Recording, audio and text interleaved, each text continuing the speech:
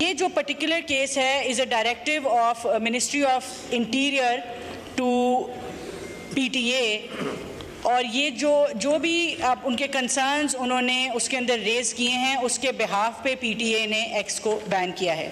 X की usage 2% से भी कम लोग करते हैं पाकिस्तान के अंदर, और अगर तो इसको बंद करने का मकसद आज़ादी राय के ऊपर अटैक करना होता तो आज X ना बंद होता, शायद टिकटॉक और फेसबुक बंद होते। हमें शौक नहीं है कि इंटरनेट बंद हो, ना हमें उससे कोई फ़ायदा होता है ना खुशी मिलती है, ना मेरे पास कोई बटन है जिससे मैं इंटरनेट बंद करती हूँ। सर, नेशनल सिक्योरिटी से आगे तो कोई चीज़ नहीं है। And with the transition of paradigms, whether it's economic paradigm और सिक्योरिटी पैराडाइम, जैसे जैसे ये सिक्योरिटी पैराडाइम टेक्नोलॉजी की तरफ शिफ्ट होगा, हमें साइबर सिक्योरिटी बेहतर करनी है सर इस मुल्क की। यूज़र एक्सपीरियंस में हम डिनाई नहीं करते कि there have been challenges in the last couple of months. पिछले साल से अब तक पाकिस्तान की एवरेज इंटरनेट स्पीड के अंदर 28% की बेहतरी आई है, और उससे जो यूज़र्स हैं सर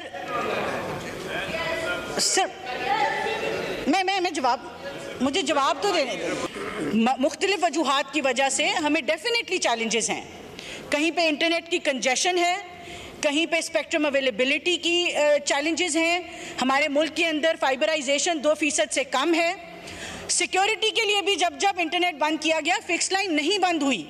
शहजाद, क्या राय है आपकी, और अगर किसी एक्सपर्ट से आपकी बात हुई हो, क्योंकि ज़रा टेक्निकल मामला है, तो वो इसके ऊपर क्या कहते हैं? क्या ये ओवरसाइट ज़रूरी है आगे बढ़ने के लिए? अलीना, देखें, पहले तो मिनिस्टर साहिबा ने आज भी गुफ्तगू की। अब ऐसे शख्स पे या जो उस ओहदे पे बैठा हो उस पर यकीन करना, ट्रस्ट करना बड़ा मुश्किल हो जाता है, जब पिछले इतने टाइम से आप तो मानने से ही इनकार कर रहे थे कि ये कोई प्रॉब्लम है। अभी 2 हफ्ते पहले की बात है, और हमने इस पर प्रोग्राम भी किया था IT इंडस्ट्री के मुख्तलिफ लोगों को लेकर। उस दिन इंटरनेट पूरे मुल्क में डाउन था, और ये मैं बात कर रहा हूँ पोस्ट 26 नवंबर का साया वाकया हो चुका था, और जियो न्यूज़ पे शिजा फातिमा साहिबा का मौक़िफ़ लिया गया।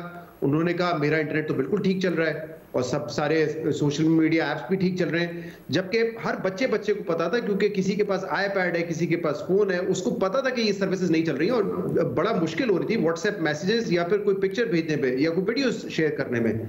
लेकिन वो आके ब्लेटेंटली कह दिया जाता है कि कोई मसला नहीं है। फिर आपको ट्विटर के हवाले से पता है कि इस हुकूमत ने आते साथ अताउल्लाह तारा साहब, दीगर लोगों ने कहा नहीं बिल्कुल चल रहा है, कोई मसला ही नहीं, हमने तो पाबंदी नहीं लगाई। बाद में उनको एक्सेप्ट करना पड़ा कि पाबंदी लगी है और सिक्योरिटी की वजह से लगी है। और इसी तरीके से आज इन्होंने थोड़ा बहुत जो एक्सप्लेन किया या एडमिट किया है, ये इसी तरीके से पार्लियामेंट्री सेक्रेटरी ने 2 दिन पहले किया था। उन्होंने कहा कि बिल्कुल डिस्ट्रप्शंस हैं, इंटरनेट की स्पीड स्लो हुई है, हम सोशल मीडिया को मॉनिटर करना चाहते हैं, लेकिन सिक्योरिटी रीजंस की वजह से करना चाहते हैं। तो एटलीस्ट अब ये एडमिट कर रहे हैं कि इंटरनेट स्पीड जो स्लो हुई है वो हुकूमती इकदामात की वजह से हो रही है। वो कोई पैराडाइम शिफ्ट लाना चाहते हैं इस सिक्योरिटी में, या जो भी करना चाहते हैं, या वो उस वजह से ये हुआ है। जो ये वाली बात है कंजेशन और स्पेक्ट्रम, ये मैंने IT एक्सपर्ट से पूछा है, उन्होंने तो इस बात की तस्दीक नहीं की है कि हमारे यहाँ क्योंकि स्पेक्ट्रम लिमिटेड है या कंजेशन का मामला होता है, ये सडनली कैसे कंजेशन आ जाती है। हमारे पास तो वो दिन भी है, मिसाल के तौर पे इलेक्शन के दिन पे आप डेटा बंद कर दें, वो कंजेशन की वजह से नहीं था, वो आपका इकदाम था। आप 5G भी लेकर आ जाएंगे, लेकिन अगर आप बंद करेंगे जिस दिन, तो 5G ने भी नहीं चलना है। इसी तरीके से जो एहतजाज वाला टाइम था उस दिन भी यही था कि आपने बंद किया हुआ था मोबाइल डेटा, तो उसमें आप 5G ले आए, 7G ले आए, वो नहीं चलना है। तो ये ऑब्वियसली हुकूमती इकदामात है जिसकी वजह से ये इंटरनेट स्लो है, और उन्होंने आज कम से कम एटलीस्ट कुछ हद तक इस पे इसको एडमिट भी किया है। दूसरा, ये जो X की बात की जाती है, अगर पाकिस्तान में यूजर्स जो हैं वो 2% से कम है, तो फिर आपने क्यों बैन किया हुआ है? और बैन के बावजूद क्यों हुकूमत और सारे आपके काबीना के अरकान, आपके MNAs, MPs, आपके वजीर आजम इसको इस्तेमाल करते हैं? अगर सिर्फ 2% इस्तेमाल करते हैं तो आप इस पर क्यों हैं? फिर वजीर आजम को तो रोज टिकटॉक पे होना चाहिए, उनको इंस्टाग्राम पे होना चाहिए, फेसबुक पे होना चाहिए कि उसका इस्तेमाल ज्यादा है। तो फिर आपने X पे क्यों पाबंदी लगाई हुई है? और X पे क्यों वो पोस्ट कर रहे होते हैं? या फिर अगर ट्रंप को मुबारकबाद देनी है तो X पे क्यों करते हैं आप टिकटॉक के जरिए करें। वो इसलिए करते हैं कि बेशक दुनिया भर में X जो है वो न्यूज फीड के तौर पे इस्तेमाल किया जाता है, जहां पे आप करंट अफेयर्स, पॉलिटिकल डिस्कशन ये करते हैं, इंस्टाग्राम वगैरह पे नहीं करते। और ये 2% वो हैं जो आपके अरबाब इख्तियार हैं, जो आपके एलीट हैं, या जो फैसला साजी पावर कॉरिडोर्स में लोग होते हैं, ये वो इस्तेमाल करते हैं। और क्योंकि वो इस्तेमाल करते हैं तो हुकूमत चाहती है कि वहां पे रीच और डिस्कशन कम से कम हो, इसलिए उस पर जो है उन्होंने पाबंदी लगा के रखी हुई है। वरना ये लॉजिक मेरी समझ में नहीं आती। ये तो आप खुद कह रहे हैं कि 2% है तो आजाद छोड़ दें, कोई फर्क नहीं पड़ता, हर किसी को आने दे उस पर। जो बड़े प्लेटफॉर्म है उस पर आप पाबंदी लगाएं, तो ये तो मेरे ख्याल से इसकी लॉजिक नहीं है।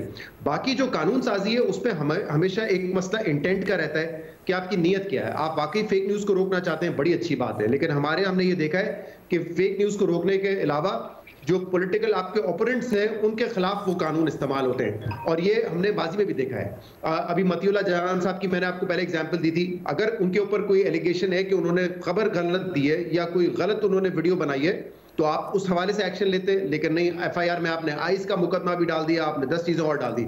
आखिर में क्या होता है, सुबह की हुकूमत की होती है। और जितनी भी पनिशमेंट्स की तरफ हम जाते हैं, हम कभी सिविल पनिशमेंट की बात नहीं करते। 5 साल जेल में डाल दो, 10 साल जेल में डाल दो, नॉन बेलेबल ऑफेंस बना दो। दुनिया भर में इस वक्त बड़ा इशू है कि सोशल मीडिया को रेगुलेट कैसे करें ताकि आजादी इज़हार राय के ऊपर कदगन भी ना लगे और आप उसको रेगुलेट भी करें। लेकिन कहीं ये डिस्कशन में नहीं आता कि आप क्रिमिनल पनिशमेंट डाल दें, उसके ऊपर 5 साल की सजा, 10 साल की सजा।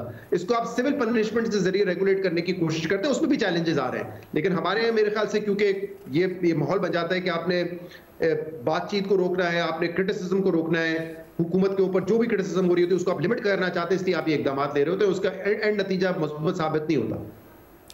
उमर चीमे साहब, आपकी इसके ऊपर क्या राय है? अलीना, मैं इस चीज को टेक्निकली एक्सप्लेन नहीं कर सकता, लेकिन मेरी जो लोगों से बात हुई है वो ये है, जो मैं उसका मतलब समझा ना, वो ये बेसिकली ये हमारी सोशल मीडिया आइडेंटिटीज की बात नहीं हो रही, और ना ही वो इनके कंट्रोल में है। ये नहीं कर सकते कि एक बंदे को एक आइडेंटिटी दे दी है, वो ट्विटर पर भी वही होगा, फेसबुक पे होगा, ये तो इशू नहीं है। इसको ये उसके रिलेटेड नहीं है जो डिजिटल आइडेंटिटी की बात हो रही है। ये आप समझेंगे जैसे CNIC है हमारा, यानी कि हर चीज के लिए बजाय इसके कि अलग अलग हो, तो वो एक ही आपकी आइडेंटिटी ID नंबर या जो भी कार्ड होगा वो हर जगह पे पाकिस्तान में वो एक इस्तेमाल होगा। उस सिस्टम को वो सेंट्रलाइज कर रहे हैं, यानी कि पूरा डाटा को। इसके लिए जो अच्छा ये वाला सिर्फ काम करना है, तो ये ऑलरेडी नादरा भी कर सकती थी। आई डोंट नो कि ये नया अदारा बनाने की क्या जरूरत है, या नए अदारे में जिसको बाज़ का जो अदारे बनाए जाते हैं ना, उसमें ये भी होता है कि पहले हमने फलां को लाना है और वो कहते हैं कि मुझे इंडिपेंडेंटली काम करने दिया जाए। अब इतलात ये है कि वो जो तानिया थी, वो खातून जो पहले PTI के दौर में थी और वो वापस चली गई थी गूगल से जो आई थी, उनके बारे में मैंने सुना कि हाँ वो उनके बारे में सुन रहा था, और एक वो वर्ल्ड बैंक से आए डॉक्टर सोहेल, उनके बारे में मैंने सुना है कि उनको लाया जा रहा है। प्रॉबली ये उनका विजन होगा जी कि कोई नए अदारे बनाए जाए और उधर हम काम कर सकेंगे। दूसरा ये है कि डिजिटल आइडेंटिटी के अलावा ओवरऑल आपको पता है कि ये भी हमारा एक पुराना प्रोजेक्ट है। उस टाइम एक टाइम पे अवैस लगारी साहब जो थे ये IT के मिनिस्टर थे, और उस टाइम मैंने फर्स्ट टाइम इधर सुना था पाकिस्तानी गवर्नमेंट से कि जी हम जो है ना अपना जो तमाम डिपार्टमेंट को हम पेपरलेस करने जा रहे हैं। वो एफर्ट दोबारा से हो रही है कि डिजिटाइज करना, कि ओवरऑल जो जितना एक गवर्नमेंट का बिजनेस है उस सारे को डिजिटाइज कर दिया जाए, पेपर फ्री कर दिया जाए, उस पर वो काम करने जा रहे हैं। अच्छा, ये जो तीसरा जो मिनिस्टर साहबा बात कर रही थी, एक तो जो है यानी कि वो कह रही है जी नेशनल सिक्योरिटी का इशू है। अच्छा, अगर नेशनल सिक्योरिटी का इशू है तो फिर तो अगर जो दहशतगर्द हैं वो तमाम जो फोरम है उनको इस्तेमाल करते हैं, टिकटॉक जो है वो ज्यादा इन्फ्लुएंशियल होता जा रहा है, उसको इस्तेमाल करते होंगे, फेसबुक तक लोगों को पहुंचने के लिए ज्यादा बेहतर तरीका है, उनको कोई बात नहीं कर रही है, ट्विटर पर बंद कर रहे हैं, ट्विटर को कर रहे हैं। और उसकी जो बात जो पहले शहजाद ने की कि जरा ये एक तरह से वो जो 2% है ना, टॉप 2% जो है, बेसिकली ये उनका एक मीडियम है, इनके जो एक इन्फ्लुएंसर्स हैं, जो एक पॉलिसी मेकर्स हैं, ये उस लेवल पे शायद इनको ज्यादा इस बात का एहसास होता है। और ये जो इंटरनेट की बात हो रही है, अच्छा इंटरनेट के कुछ मसाइल इनके जेन्युइन हैं। इसकी मिसाल आप इस तरह से ले रहे हैं कि जैसे जब 2008 से 2013 में बिजली का इशू बड़ा सीरियस हो गया। अच्छा, उसके बाद जो नेक्स्ट गवर्नमेंट आई, उन्होंने कहा कि हमने बिजली जो है बिजली की कमी पूरी कर देंगे। उन्होंने IPP लगाए, सब कुछ लगाया, बिजली की कमी पूरी हो गई और वो अपनी फतह में मस्त थे। और बाद में पता चला कि हमारा तो जो ट्रांसमिशन सिस्टम है वो ही बैठा हुआ है कि आपने बिजली तो बना ली है, लोगों तक किस तरह पहुंचानी है, वो उसमें आपके लाइन लॉसेस बहुत ज्यादा हैं, आपका वो इंफ्रास्ट्रक्चर अच्छा नहीं है। अब हमारे यहाँ ये इशू है कि इन्होंने फायरवॉल तो लगा लेते हैं, लेकिन इनकी जो फायर केबल्स हैं जो इनका ओवरऑल इंटरनेट का इंफ्रास्ट्रक्चर है वो कोई इतना अच्छा नहीं है। फायरवॉल बाकी मुमालिक ने लगाई है, आप जाए इनके दुबई चले जाए, इन्हीं सऊदी अरब चले जाए, फायरवॉल उन्होंने लगाई हुई है, लेकिन ये नहीं है कि आए दिन इंटरनेट बैठ जाता है। ये थोड़ा सा चलाते हैं इनका इंटरनेट बैठ जाता है। इनको इस बात का एहसास करना चाहिए गवर्नमेंट को कि अभी तो हम वेब 2 में हैं, ये जिसमें सर्वर है कि मेरा डाटा जो है वो मैं अगर ट्विटर इस्तेमाल करता हूं तो उसके पास जा रहा है या कोई किसी और के पास जा रहा है। अभी तो हम ये रोना रो रहे हैं ना कि ये गवर्नमेंट के कंट्रोल में नहीं है।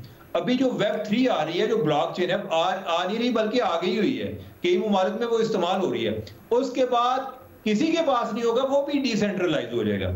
तो ये इनको चाहिए कि ये जो जिन है, ये जिन बोतल से बाहर आ चुका है इंटरनेट का, आप जो है ना आप इस जिन के साथ दोस्ती करें, आप इसके साथ लड़ाई कर नहीं सकते। आप ये देखें कि आपके लिए स्पेस क्या बनती है, गवर्नमेंट इससे क्या फायदा उठा सकती है, बजाय इसके कि हम जो है उन मुमालिक में हमारा शुमार हो कि जब कोई चीज को पूरी दुनिया में फैल जाती है तो एंड पे जाके हम जो है उस पर कर रहे होते हैं। अभी ये क्रिप्टो करेंसी है, इसके हवाले से इंडिया में वो कोई 30% कैपिटल गेन टैक्स लेते हैं जो क्रिप्टो पे जो लोग ट्रेडिंग करते हैं। हमारे पाकिस्तान में कोई 1.5-2 करोड़ लोग हैं जो क्रिप्टो पर हैं, इन्होंने इलीगल किया हुआ है। आप जो है हम जो सैलरीड पर्सन लोग हैं, हमसे ये टैक्स ले रहे होते हैं, ये उसको बजाय इसके कि आप उसको आप नेट में लेकर आए उनसे टैक्स लें। तो ये हम जो है ना, हम जरा ओवरऑल जिस रफ्तार से दुनिया आगे जा रही है, हमारे जो एक पॉलिसी मेकर्स हैं ये बहुत पीछे हैं। और ये बड़ा इंटरेस्टिंग है क्योंकि जिस ये सारा का सारा माल जिस पैकेजिंग में बेच रहे हैं, उस पैकेजिंग के ऊपर तो लेबल यही लगाते हैं कि हम तो बड़े इंटरनेट दोस्त और हम तो टेक्नोलॉजी दोस्त और टेक्नोलॉजी को आगे बढ़ाने के लिए कर रहे हैं सारा कुछ।